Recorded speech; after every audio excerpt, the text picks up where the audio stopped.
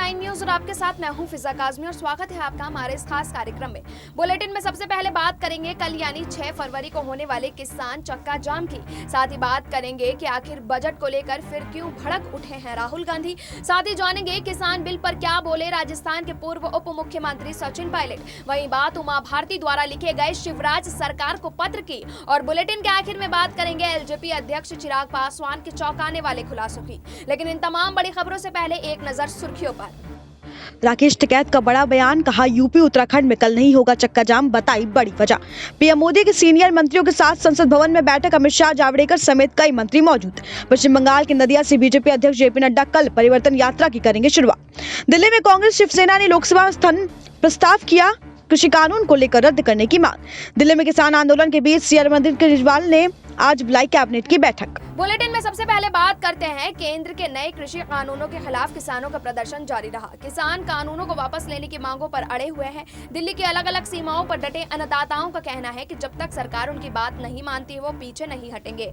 इस बीच किसान संगठन 6 फरवरी यानी किसान 6 फरवरी को यानी कि शनिवार के दिन होने वाले राष्ट्रव्यापी चक्का जाम को लेकर तैयारियों में जुटे हुए हैं। वहीं 26 जनवरी की घटना के बाद से दिल्ली की सीमाओं पर पुलिस और सुरक्षा बल पूरी तरह से मुस्तैद है। भारत में चल रहे किसान आंदोलन का रिहाना, ग्रेटा थनबर्ग समेत कई अंतर्राष्ट्रीय हस्तियों ने समर्थन किया। वहीं किसान आंदोलन और कृषि कानून को लेकर संसद में विपक्ष भी हंगामा कर रहा है। किसान आंदोलन का आज 72वां दिन है। सिंघू और टिकरी बॉर्डर पर अब भी इंटरनेट सेवाएं बंद है। कल होने वाले चक्का जाम को लेकर किसान संगठनों की अहम बैठक हो गई है। मीडिया के प्रवेश पर अब भी वहां रोक जारी है। किसान संगठनों के मुताबिक अब भी दिल्ली जाने वाले 6 किसान लापता है। वहीं किसान संगठनों ने 6 फरवरी यानी शनिवार को चक्का जाम करने का ऐलान कर दिया है। किसान नेताओं की कोशिश है कि गणतंत्र दिवस को हिंसा की घटनाओं से धूमिल हुई आंदोलन की छवि को दोबारा मजबूत किया जाए। चक्का जाम के संबंध में भारतीय किसान यूनियन के अध्यक्ष मनजीत सिंह राय ने कहा है कि हमने 6 तारीख को चक्का जाम का ऐलान किया। दोपहर 12 बजे से 3 बजे तक दिल्ली में चक्का जाम रहेगा। हम इस चक्का जाम से दिखाना चाहते हैं कि पूरे देश के किसान एक हैं, पूरे देश किसानों के साथ हैं। हमें सरकार को अपनी ताकत दिखानी है। वहीं आगे बढ़ते हैं और बात करते हैं किसान आंदोलन और संसद में विपक्ष के हंगामे का सामना कर रही मोदी सरकार पर।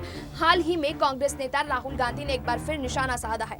राहुल गांधी की ओर से बजट को लेकर ट्वीट किया गया और कहा गया कि प्रधानमंत्री नरेंद्र मोदी के दोस्तों के लिए बनाए गए बजट में जवानों को धोखा दिया गया है। कांग्रेस नेता राहुल गांधी ने ट्वीट कर कहा कि सीमा पर जवान चीन की आक्रामकता का सामना कर रहे हैं, लेकिन उन्हें कोई भी समर्थन नहीं मिल रहा है।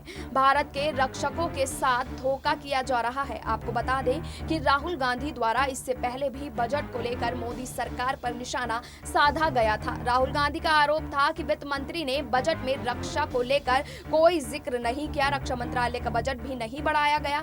इस मसले पर राहुल गांधी ने प्रेस कॉन्फ्रेंस भी की थी। राहुल गांधी की ओर से आरोप लगाया गया था कि बजट में सिर्फ मोदी सरकार के करीबी करोड़पतियों का ध्यान रखा गया है, लेकिन जो जवान चीन का सामना कर रहा है उसके लिए कुछ भी नहीं किया गया है। इससे चीन को किस तरह का संदेश मिल रहा है। लेकिन अब देखना होगा कि राहुल गांधी के इस बयान पर बीजेपी की ओर से क्या कुछ प्रतिक्रिया सामने आती है। वहीं दूसरी ओर सचिन पायलट ने भी सरकार द्वारा पास किए गए कृषि कानूनों पर जमकर हमला बोला। कृषि कानून के खिलाफ दिल्ली में किसानों का आंदोलन जारी है। वहीं राजस्थान के दौसा शहर में आज विशाल किसान महापंचायत का आयोजन किया जा रहा है। इस रैली में 1 लाख किसानों को बुलाने का दावा किया गया है। यह आयोजन राजेश पायलट स्टेडियम में बुलाया गया है। इसमें जुटने वाली भीड़ को सचिन पायलट के शक्ति परीक्षण के तौर पर भी देखा जा रहा है। सचिन पायलट शुक्रवार को यहाँ अपना दम दिखाएंगे। राजेश पायलट की कर्मभूमि दौसा में आज 1 लाख किसानों के साथ किसान पंचायत होगी। कांग्रेस की सरकार प्रदेश में आने के बाद सचिन पायलट की पहली रैली है।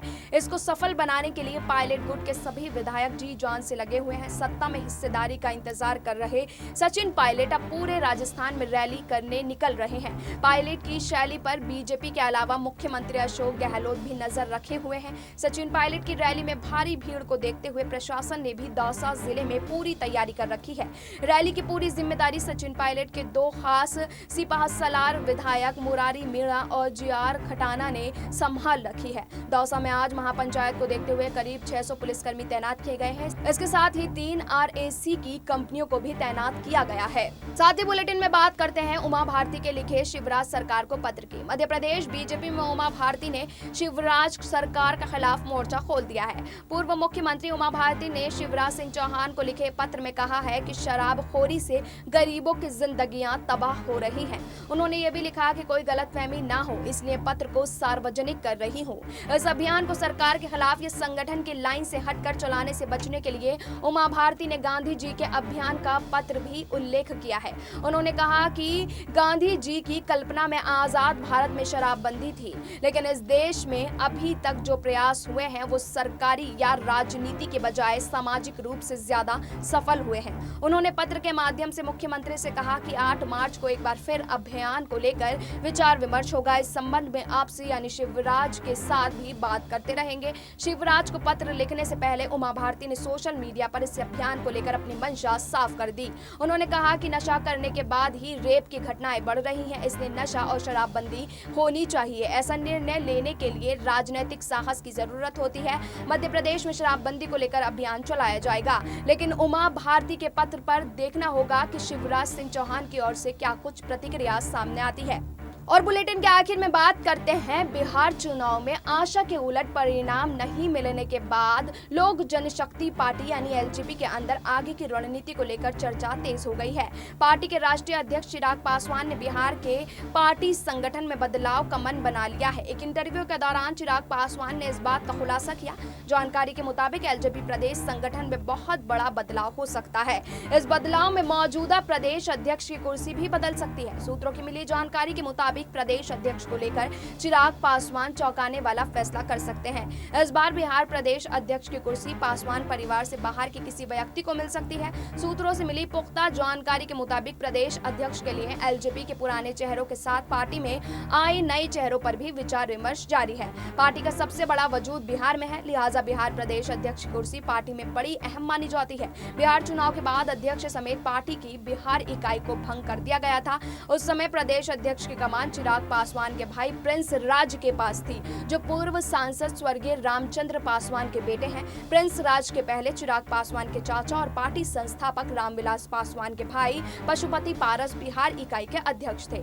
इस फैसले से बिहार में पार्टी संगठन को नए सिरे से खड़ा करने की कवायद भी शुरू हो जाएगी। प्रदेश अध्यक्ष के साथ साथ संगठन के बाकी पदों पर भी नए और पुराने चेहरों को अहम जिम्मेदारी देने की तैयारियां चल रही हैं। चिराग पासवान अगले कुछ दिनों में नए अध्यक्ष के नाम पर फैसला ले लेंगे। पार्टी सूत्रों का दावा है कि नए अध्यक्ष और अन्य नामों पर फैसला लेने के लिए चिराग पासवान पार्टी के अन्य वरिष्ठ नेताओं से सलाह मशविरा कर रहे हैं। सूत्रों के मुताबिक सूरजभान सिंह और पशुपति पारस जैसे पार्टी के वरिष्ठ नेताओं के साथ मिलकर चिराग पासवान प्रदेश अध्यक्ष के नाम पर फैसला करेंगे। लेकिन अब देखना होगा कि आने वाले समय में बिहार की राजनीति में चिराग पासवान का ये फैसला क्या नीतीश सरकार की मुसीबत बढ़ाएगा या नहीं, ये तो खैर आने वाला वक्त ही बताएगा। इस बुलेटिन में इतना ही, लेकिन देश और दुनिया की तमाम बाकी खबरों के लिए आप जुड़े रहिए SPN 9 न्यूज के साथ।